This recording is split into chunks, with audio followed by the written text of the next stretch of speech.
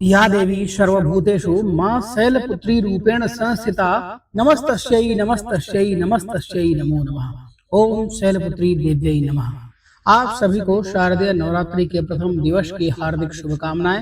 मां भगवती जगदम्बा की कृपा से आपकी हर मनोकामना पूर्ण हो। दोस्तों, आज है 22 सितंबर 2025 और दिन है सोमवार का, और आज शारदीय नवरात्रि का पहला दिन है। और नवरात्रि के पहले दिन माँ दुर्गा की पूजा प्रारंभ हो जाती है।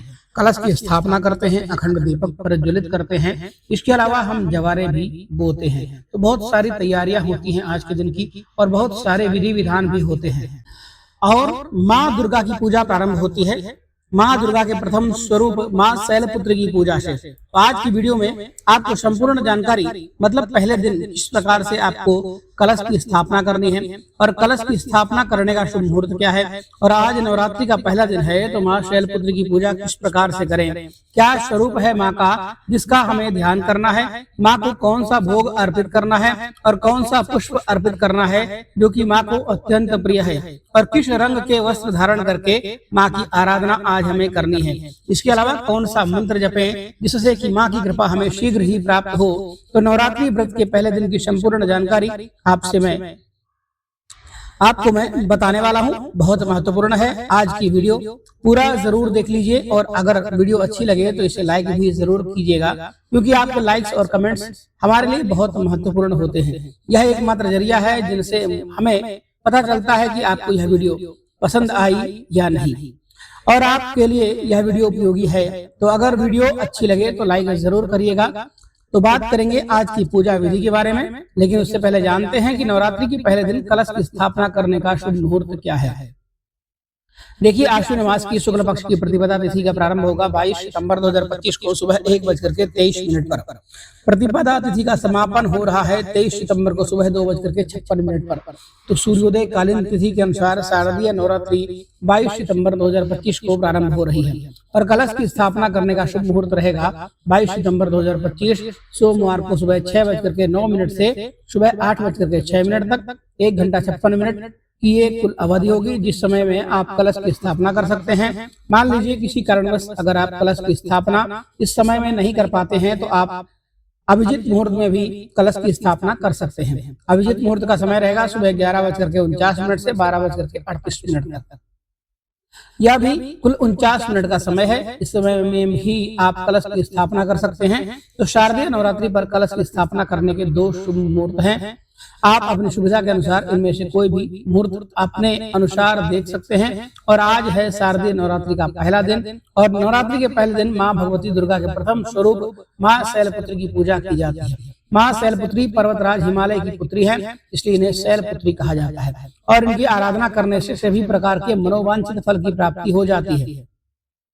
शास्त्रों के अनुसार माँ शैलपुत्री की पूजा करने से मन चाहे जीवन साथी की कामना पूर्ण होती है। तो अगर आपको भी मन चाहे जीवन साथी की कामना है तो नवरात्रि के पहले दिन माँ शैलपुत्री की विधि विधान से पूजा जरूर करनी चाहिए। माँ शैलपुत्री धन धान्य सुख समृद्धि और यश की वृद्धि कराती हैं, और भक्तों को मोक्ष प्रदान करती हैं। तो इसलिए नवरात्रि के पहले दिन जब हम कलश की स्थापना करते हैं और विधि विधान से माँ दुर्गा का आवाहन कर लेते हैं, तो उसके बाद में माँ शैलपुत्री का ध्यान करके उनकी पूजा जरूर करनी चाहिए। घर में जिस स्थान पर आपको चौकी की स्थापना करनी है उस स्थान को अच्छे से साफ कर लीजिए, गंगा जल का छिड़काव कर लीजिए। फिर उस स्थान पर आपको एक लकड़ी की चौकी बिछानी है, और उसके ऊपर आपको एक लाल रंग का कपड़ा बिछाना है। अब इसी चौकी पर आपको माँ दुर्गा की स्थापना करनी है। माँ दुर्गा का जो विग्रह है उसे उस चौकी पर विराजमान करके उनके दाएं तरफ कलश की स्थापना कर लीजिए, और माँ के समक्ष एक शुद्ध घी का दीपक प्रज्वलित कर लीजिए। अब इसके बाद आपको गणपति जी की स्थापना करनी है। तो आपको एक पान के पत्ते पर सुपारी से भी आप गणपति बनाकर स्थापित कर सकते हैं, या फिर आप चाहे तो गणपति की अगर आपके पास कोई विग्रह या मूर्ति हो तो आप उसे भी स्थापना कर सकते हैं। माता के बाईं तरफ गणपति की स्थापना करना है, दाईं तरफ आपको कलश की स्थापना करना है। अखंड दीपक अगर आप प्रज्वलित करना चाहते हैं तो शुद्ध घी का तो आप वह माँ के दाईं तरफ स्थापित करेंगे, और अगर आप तिल के तेल का दीपक प्रज्वलित करते हैं, अखंड दीपक तिल के तेल का प्रज्वलित कर रहे हैं, तो माँ दुर्गा के बाईं तरफ स्थापित करेंगे। इस बात का आपको विशेष रूप से ध्यान रखना है। तो सबसे पहले भगवान गणपति का आह्वान करके उनकी पूजा कर लीजिए, और भगवान गणपति की पूजा आपको धूप दीप नैवेद्य अक्षत पुष्प इत्यादि भोग लगाकर, मतलब पंचोपचार विधि से आप भगवान गणपति की पूजा कर सकते हैं। लेकिन उनसे प्रार्थना कर लीजिए कि आपकी जो पूजा है 9 दिनों की निर्विघ्न पूर्ण हो जाए, और इसके बाद से आपको कलश की स्थापना पूजा अवश्य करना है।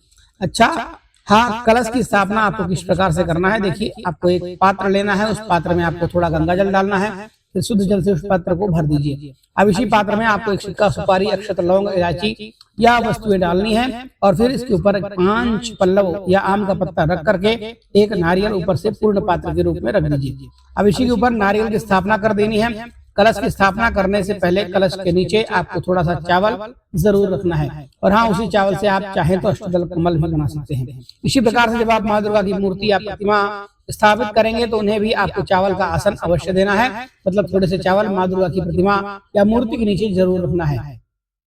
अब कलश की पूजा पंचोपचार विधि से करने के बाद, जैसे कि धूप, दीप, अक्षत, पुष्प इत्यादि कलश पर अर्पित करने के बाद आपको मन में ध्यान करना है कि सभी देवी देवता इस कलश में विराजित हैं। सभी देवी देवताओं से आपको प्रार्थना करना है कि सभी देवी देवता आप सब इस कलश में विराजित हो, ताकि 9 दिनों तक माँ दुर्गा की पूजा है वह मैं संपन्न कर पाऊं। मेरी पूजा में किसी भी प्रकार का विघ्न बाधा उपस्थित न हो। इस पूजा का शुभ फल मुझे प्राप्त हो, मेरे परिवार को प्राप्त हो। इस प्रकार से आपको सभी देवी देवताओं से प्रार्थना करके कलश में सभी देवी देवताओं का आह्वान करना है। इसके बाद आपको 9 ग्रहों का ध्यान करना है। आप चाहे तो 9 ग्रहों की मूर्ति अगर आपके पास है या आपके पास छोटा सा यंत्र है तो आप 9 ग्रहों का अगर आपके पास है तो वही चौकी पर स्थापित करके उसकी भी आप पूजा अवश्य करें।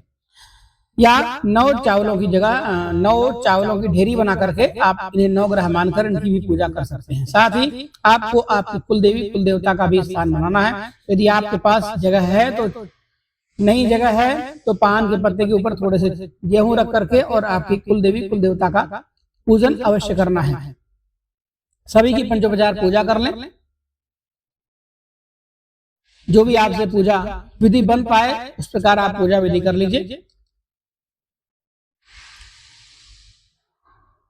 और सभी देवी देवताओं से प्रार्थना करना है कि आपकी पूजा निर्विघ्नता पूर्वक संपन्न हो जाए। देखिए यह है बहुत आवश्यक है, क्योंकि माँ दुर्गा की पूजा बहुत विशेष होती है। अगर यह निर्विघ्न पूर्ण होती है तो भी हमें उसका शुभ फल प्राप्त होता है।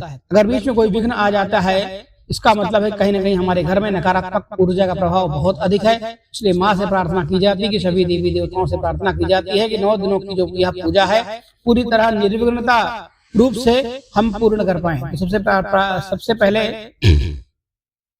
प्रार्थना आराधना करने के बाद हमें माँ दुर्गा की पूजा अवश्य करनी है। माँ दुर्गा का आह्वान कीजिए, विधि विधान से उनकी पूजा कीजिए। देखिए षोडशोपचार विधि से पूजा इस प्रकार से करना है। सबसे पहले माता रानी को स्नान कराना है। स्नान कराने के बाद में आप यदि पंचामृत है तो पंचामृत से स्नान करा दीजिए, पंचामृत नहीं है तो शुद्ध जल से स्नान करवा दीजिए, गंगा जल से स्नान करा दीजिए। उसके बाद वस्त्र पहनाइए। वस्त्र पहनाने के बाद चंदन लगाइए, चावल लगाइए, धूप दीप दिखाइए, फल फूल माला प्रसाद नारियल चढ़ाइए। उसके बाद में पान का पत्ता, 2 इलायची और 2 लौंग के साथ में अवश्य अर्पण कीजिए। कुछ दक्षिणा भेंट स्वरूप चढ़ा दीजिए। इस प्रकार आपकी 16 उपचार पूजा हो जाएगी। नैवेद्य का भोग आपको अवश्य लगाना है। जो भी आपके पास सामग्री है उन सभी सामग्रियों से विधि विधान से आप षोडशोपचार पूजा अवश्य करें। आप पूजा माँ दुर्गा की कर लेते हैं तो माँ शैलपुत्री का अपने मन में ध्यान कीजिएगा।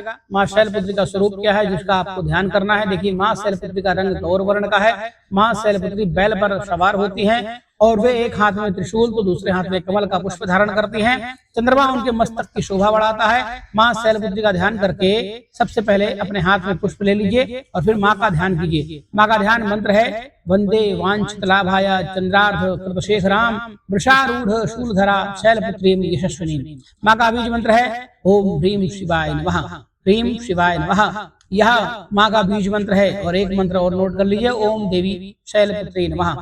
और अगला मंत्र है या देवी सर्वभूतेषु माँ शैलपुत्री रूपेण संस्थिता नमस्तस्यै नमस्तस्यै नमस्तस्यै नमो नमः। तो इनमें से किसी भी मंत्र के द्वारा आप माँ शैलपुत्री का ध्यान कर सकते हैं, उच्चारण कर सकते हैं, और आप चाहें तो पूजा करते समय 108 बार माँ शैलपुत्री के किसी भी मंत्र का जाप कर सकते हैं। विशेष रूप से माँ शैलपुत्री का जो बीज मंत्र होता है ह्रीं शिवाय नमः, इस मंत्र का यथासंभव जाप अवश्य करना चाहिए। मतलब 11 या 21 108 बार अवश्य जाप करना चाहिए। फिर इसके बाद से आप जो भी पढ़ना चाहते हैं, चाहे तो दुर्गा सप्तशती का पाठ करें, नवार्ण मंत्र का जाप करें या दुर्गा 32 नाम का आवाहन करें।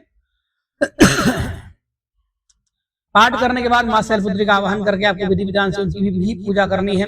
अक्षत, धूप, दीप, पुष्प इत्यादि सभी वस्तुओं से माता रानी की पूजा अवश्य करें। माँ शैलपुत्री को कनेर का पुष्प बहुत प्रिय है। आप चाहे तो सफेद रंग के पुष्प को भी माँ को अर्पित कर सकते हैं या फिर लाल पीले पुष्प भी माता रानी को अर्पित कर सकते हैं। माँ शैलपुत्री का प्रिय भोग है गाय का घी। तो पहले दिन माँ शैलपुत्री को गाय के घी से आप अभिषेक भी कर सकते हैं। मतलब जब आप माँ दुर्गा का अभिषेक करते हैं तो विशेष रूप से गाय का घी अवश्य अर्पित करें। नवरात्रि के पहले दिन माँ दुर्गा के प्रथम स्वरूप माँ शैलपुत्री को दूध या फिर दूध से बनी हुई वस्तुओं का या दूध से बनी हुई मिठाइयों का भोग अवश्य अर्पित करना चाहिए। इसके अलावा माँ को फलों का भोग भी अर्पित करें। माँ शैलपुत्री के प्रिय रंग है लाल, सफेद और पीले। तो आप इनमें से किसी भी रंग के वस्त्र धारण करके पूजा कर सकते हैं। वैसे नवरात्रि के प्रथम दिवस पर लाल रंग के वस्त्र धारण करके माँ दुर्गा की पूजा सुहागिन महिलाओं को जरूर करना चाहिए। और हाँ, कुंवारी कन्याओं को अगर मन चाहा जीवन साथी चाहती हैं या फिर योग्य जीवन साथी चाहती हैं तो ऐसे में सफेद रंग के वस्त्र धारण करके माँ शैलपुत्री की आराधना करें। इससे मन चाहे जीवन साथी की मनोकामना पूर्ण हो जाती है। तो विधि विधान से माँ दुर्गा के प्रथम स्वरूप माँ शैलपुत्री की पूजा करके कपूर से उनकी आरती अवश्य करनी चाहिए। तो प्रिय मित्रों, यह थी आज की विशेष पूजा विधि। कल फिर मिलते हैं एक नई वीडियो में एक नई जानकारी के साथ। तब तक के लिए धन्यवाद। हर हर महादेव, श्री शिवाय, नमस्ते। माता रानी आप सभी का कल्याण करें। प्रिय मित्रों, यदि आपको यह वीडियो पसंद आई हो तो वीडियो को लाइक अवश्य करिएगा। चैनल को भी सब्सक्राइब कर लीजिए, जिससे आपको इसी तरह की विशेष ज्ञानवर्धक जानकारियां समय समय पर देखने और सुनने को मिलती रहें। धन्यवाद। हर हर महादेव।